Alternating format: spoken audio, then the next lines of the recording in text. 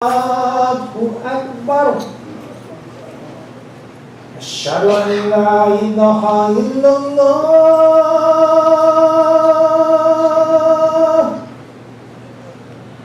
Asyhadu an la ilaha illallah.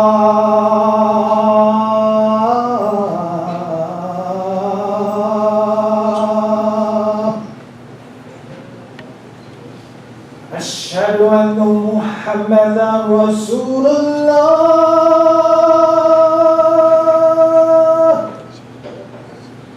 Asyhadu anna Muhammadan Rasulullah.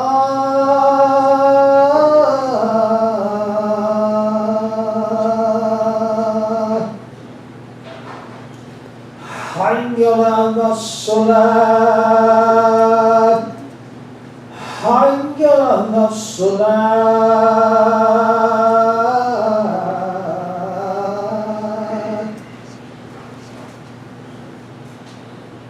Hayya 'alas falah.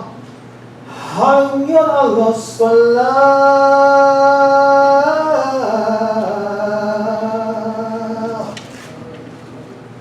Allahu Akbar, Allahu Akbar.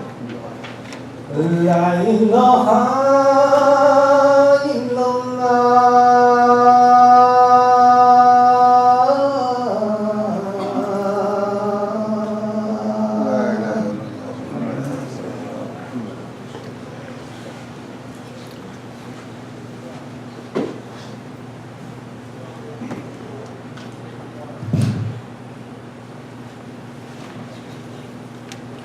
Assalamualaikum Waalaikumsalam. Mubarak.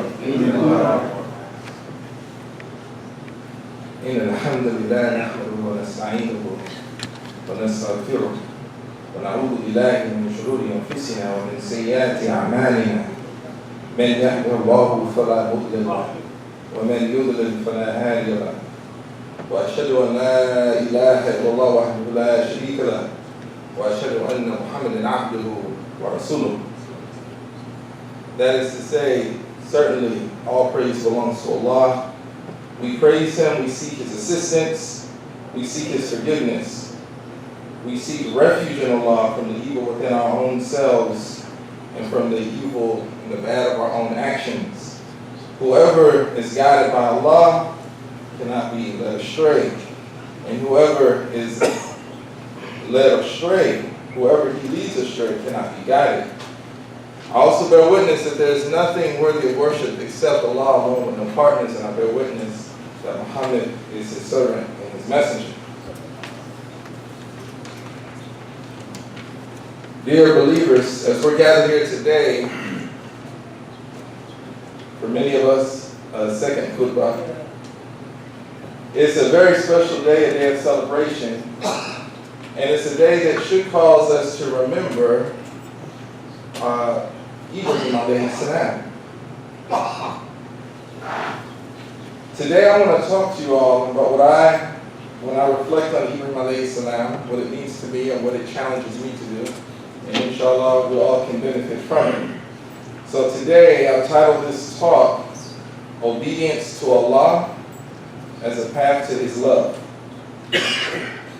And Allah tells us, this is in Surah Al-Ahzab, Abdul-Jami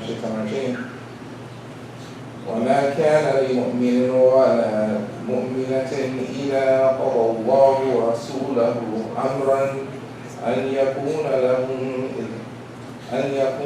لَهُمُ الْخِيَرَةُ مِنْ أَمْرِهِمْ وَمَنْ يَعْصِ اللَّهَ وَرَسُولَهُ فَقَدْ ضَلَّ ضَلَالًا مُبِينًا. Essentially saying it's not appropriate, it's not for the believing man or for a believing woman, that when Allah and His Messenger have made a decision on a thing, on an affair, that they should have any choice in that affair. It's not appropriate. And whoever disobeys Allah and His Messenger, that person is obviously in error. And this is essentially the theme of today. When we think of Ibrahim alayhi salam, The part of his life that sticks out the most to me is the fact that he was commanded by Allah to sacrifice his son. It's a man who, I mean, for any man that would be a task and a trial. But we also know that he was an old man with no children and desired to have children. So then he finally has children. He finally has a son. And it's not like he has any son. He has a good son. His son is a prophet. He has a righteous son. Beautiful, inside and out. How could it be that Allah wants me to sacrifice my son? And so to look at his resolve, and all he had to do was understand, well, this is a decision that Allah has made. It's not for me to question this decision and to move forward with that decision. And also, admiration is due to his son, who accepted that decision, saying, this is from Allah, then this is what we have to do. And we know, of course, it was a test. He didn't sacrifice his son. They ended up sacrificing an animal, and it became a festive occasion. But it stands to us as an example of when Allah talks about submission and obedience, Ibrahim is the pinnacle example of that. His legacy was lost, however, and it was reclaimed by our beloved messenger and Prophet Muhammad sallallahu alaihi wasallam. To be a Muslim, we know, is to say, I surrender my will willingly and entirely to Allah's commands. Which means that sometimes it's not convenient. Sometimes it doesn't, quote unquote, make sense. Sometimes we just flat out don't want to do it. But as believers, and more fundamentally as Muslims, it's our obligation to rise to the occasion and follow in the footsteps of Ibrahim alayhi salam and obey Allah. So on the one hand, we have Ibrahim as this archetype of obedience to Allah. And that's why we're still thousands of years, Allah knows best how many thousands of years later, still looking at his example and his story and finding inspiration in it. Then we also have, Allah gives us in the Quran, a counterexample. The shaitan.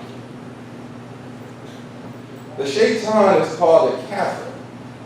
Allah describes him as a kafir. Says he was amongst min al-kafirun. He was amongst them. A lot of times, often, we think of a kafir as someone who doesn't believe in Allah. Shaitan believed in Allah. He talked to Allah face to face and said, you created me. You created me from a fire. You created him from mud or clay. So he has this conversation with Allah. He believed totally in Allah. So being a kafir is not about what you believe. And this is an important point for some of us, because sometimes we find ourselves disobeying Allah, but then we comfort ourselves in saying, well, at least I believe. I'm not a kafir. I still believe in Allah on the last day. That's the main thing, right? Well, the shaitan believes in Allah. He never stopped believing. We have no evidence that he ever stopped believing in Allah. So that's not a good pattern for us to follow. This tells us that kufr is actually tied to and connected to disobedience. Because when Allah gave a flat out, very clear command, Usjudu li Adam, prostrate before Adam, or bow towards Adam, all the angels did it. Iblis in that company refused, to where Allah had to ask him, what's going on? And his response was a response that we might be familiar with. It doesn't make sense to me. I disagree with that. As Allah says that he refused and he was arrogant in his refusal.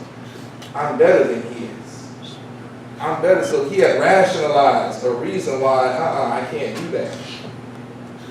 So it's very important for us to know Allah refers to him not only as a kafir, but as a fasik. Fasik meaning someone who went against or rebelled against Allah, or in simple terms, they're disobedient to Allah. So on the day when we're honoring the sacrifice that Ibrahim alayhi salam was willing to make out of obedience to Allah, we have to remember to distinguish ourselves from the shaitan. It's not enough for us to say that we believe. We don't follow a deen that teaches us that it's just our faith that's going to save us. And we have a perfect example here in the Quran of a being that had strong faith in Allah, his creator, but refused him and rejected him. Allah, throughout the Quran, in different ways, reminds us or points out to us, the human being, in the struggle that we have to obey him. And even in Surah Al-Adiyah, Allah talks about these forces. أعوذ بالله من الشيطان الرجيم بسم الله الرحمن الرحيم والعاديات ضبحا فالموريات قدحا فالمغيرات صبحا فأثرن به نقعا فوصلن به جمعا إن الإنسان لربه لكنود وإنه على ذلك لشهيد وإنه لحب الخير لشديد. صدق الله العظيم. Allah paints a beautiful image of these horses that are charging, running full speed ahead, kicking up dust, drawing sparks actually on the ground at the behest of their masters who are riding them, just saying, charge, go, into battle, and away from something. They don't know, they don't care. Why? Because their master said, go, and they're horses, and they're trained, and they're obedient. And Allah points this out and says, man, look at that obedience. Isn't that awesome? And we love these animals because we're able to train them and use them and utilize them for our own benefit, and for that we admire them.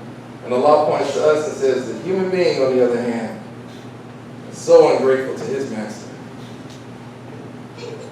And his own actions bear witness to that. Love for this world, love for wealth, love for material things cause us to hesitate. I know Allah says don't do this, but is it really that bad? I don't see why Allah cares what I do anyway with my personal life. He has other things to worry about, right? Allah desires for us to obey him. It is the gateway to us receiving his love.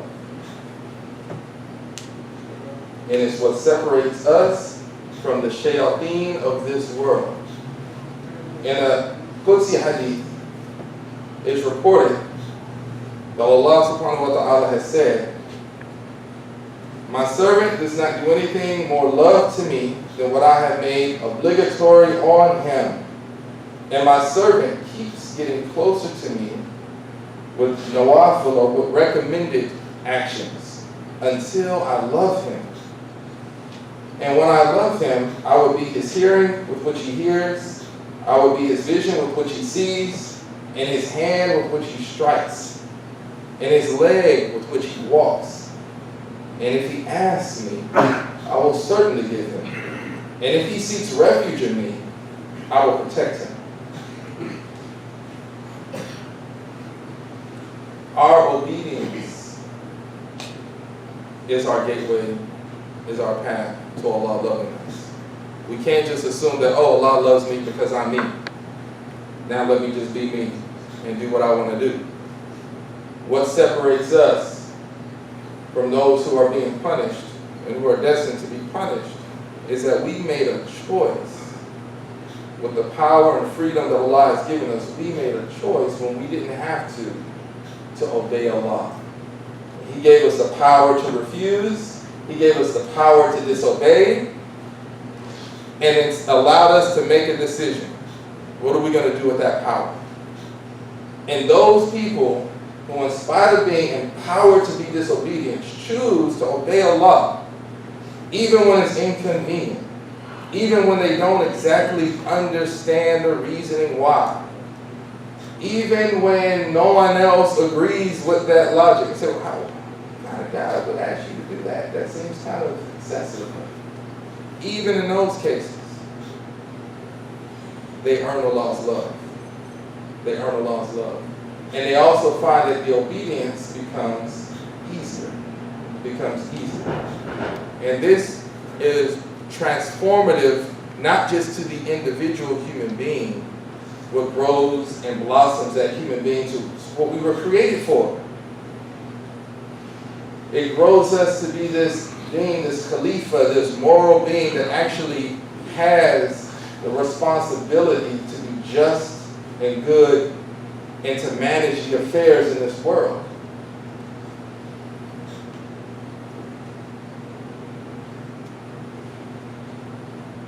There's levels to this.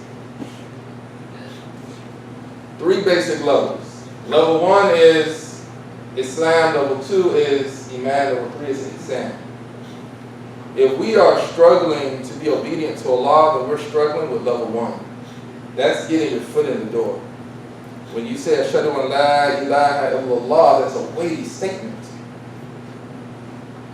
There's no deity, there's nothing worthy of worship. If there is a being worthy of worship, certainly it's worthy of your obedience.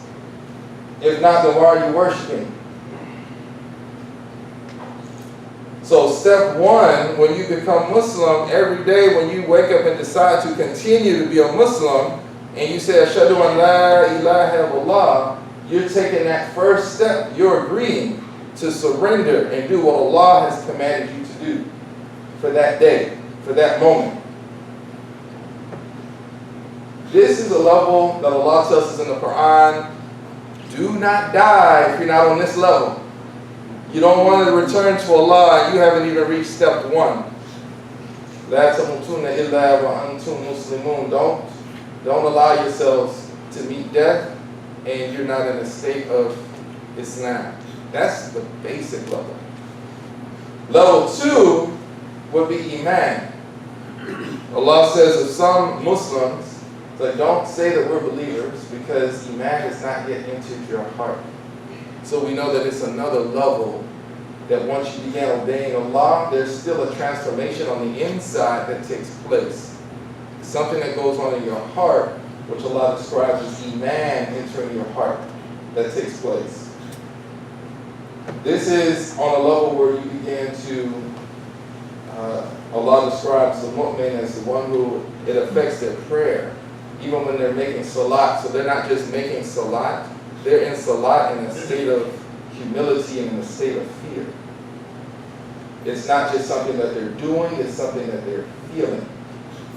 And the level 3 of Ihsan is described in the hadith as Ihsan is when you worship Allah as though you see Him. Worshipping and obeying Allah as if you can actually see Him in all His beauty and all His majesty, even though you can't see Him. It's knowing that He is seeing you. And that ties in beautifully with the hadith Qudsi. Allah says, I will become the hearing with which He hears, the vision with which He sees.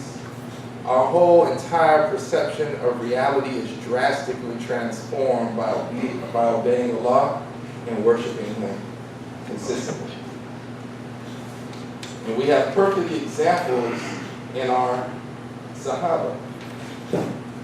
We have an example of, we see when the ayat was revealed to the believers about the Muslims, about the Muslim women covering themselves. It said that the women, when they heard this ayat, Rasulullah didn't have to come explain to them, well, this is why Allah wants you to cover up now, etc. No, the ayat came down, it was clear. It says the women tore their aprons, they went and got sheets and ripped them so that they could cover their chests, their bosoms, their hair, etc. Obedience to Allah was something that they took extremely seriously. In the Medina years, it was late in the Medina years, where about 7 years after Hijrah, more or less, where the ayats were revealed that absolutely forbade alcohol. And this tells us that before then there were Sahaba who drank because they poured out their alcohol, and there was a lot of alcohol in the streets. So they had alcohol stored up.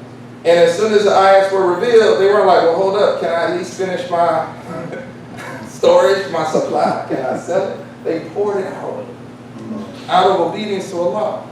It's even said that there were companions who were drinking, and they didn't just spit it out like you or I might have done. Okay, I'll spit this out. But they actually forced themselves to throw it up. And went to the Prophet ﷺ complaining, Ya Rasulullah, there's still some in me. He said, well, this is forgiven. Like, chill out. But the idea is that their commitment to obeying Allah and their fear of Allah was so strong that it didn't take a conference. It didn't take begging and pleading. All it took was an understanding of, is this from Allah? Is this from His Messenger? Then we have to do it. We have to continue doing it.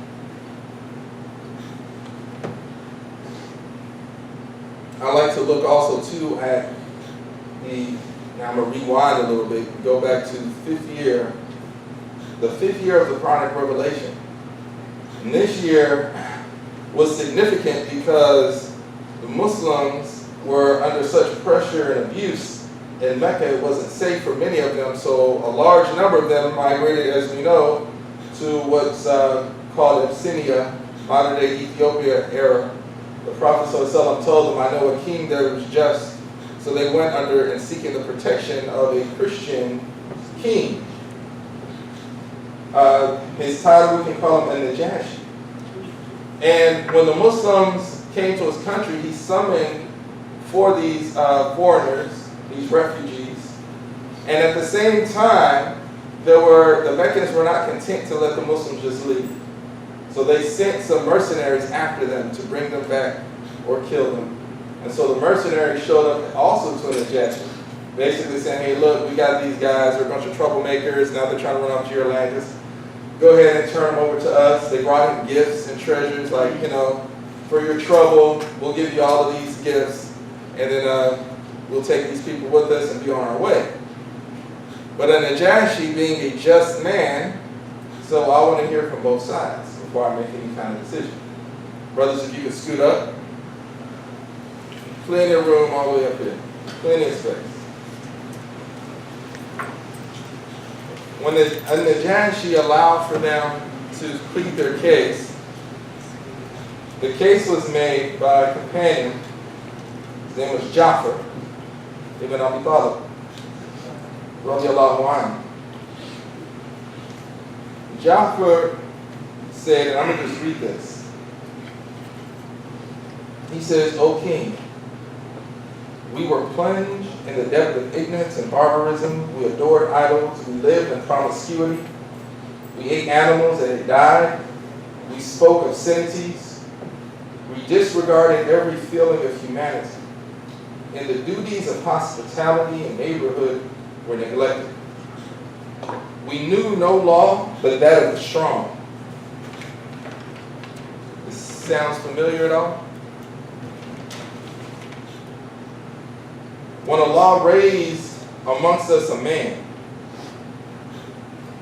of whose birth, truthfulness, his honesty, and purity we were aware, and He called us to the oneness of Allah, He taught us not to associate anything with Him. He forbade us to worship idols. He called us to speak the truth, to be faithful to our trust, to be merciful, to regard the rights of our neighbors, friends, and family. He forbade us to speak evil of women or to devour the inheritance of orphans. He ordered us to flee from vices and to abstain from evil, to offer prayers, to render alms, and to observe fasts. We have believed in Him, we have accepted His teachings and His injunctions to worship Allah and not to associate anything with Him. And we have allowed what he has allowed. And we have prohibited what he has prohibited. For this reason, our people have risen against us, have persecuted us, in order to make us forsake the worship of Allah. Upon hearing this speech, Najashi was satisfied, and he was actually in awe and respected the Muslims. He said, "You all are safe to stay here for as long as you like. I will protect you." And he returned the gifts back to the Meccans. They tried the next day to come back and say, "Oh, have them tell you what they believe about Jesus." They tried that. But even in that case, the ayats, Jafar said, "I can only tell you about Jesus what we've been taught, which is that he was born of a virgin, that he's the Word of God, that he's the Spirit of God." And then Najashi was impressed with them still, and he said, "There's really not a significant difference between what you believe and what I believe." The point being in all of this is very early on in Islam. This is just 5 years into the message. And we have like a whole list of do's and don'ts, which the Muslims were called to be obedient. And Jafar was able to just rattle them off. You know, he has commanded us to be merciful, to regard the rights of our neighbors, not just our Muslim neighbors, but our neighbors, our friends, our family. Not to devour the inheritance of the orphans, not to take advantage of people who are weak, essentially. So as we reflect today on what it means that Ibrahim was willing to make that sacrifice, we should also be grateful that Allah is not asking us to make a sacrifice that he asked Ibrahim alayhi salam to make. He's not asking us to make the sacrifice that any messenger was asked to make. And that's why our reward is not going to be their reward. What he asks of us is much less, much simpler. Be merciful. Only worship him. Inshallah, we pray today that Allah gives us the strength and the focus and the determination to be sincere and consistent in our obedience to him. Amen.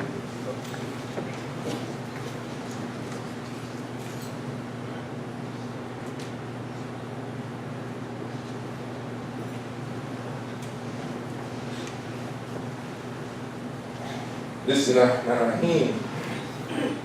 Alhamdulillah, alhamdulillah, rabbil alameen. So today we should stand grateful. Allah is not testing us as he tested Ibrahim alayhi salam.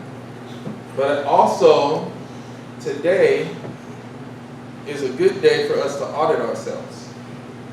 Audit ourselves and look and see, are we in compliance with Allah's commands? And so that's why I read somewhat of a grocery list of what Allah was commanding the Muslims early on. Are we in compliance with that? To offer our prayers, to give charity, to fast, to be faithful to our trust, to be merciful, i.e. to be compassionate. You know, you see people are suffering, you see people in need, you're proactive. You don't wait for them to come begging to you and groveling and acknowledge your superior position to give them a few coins, but you're proactive.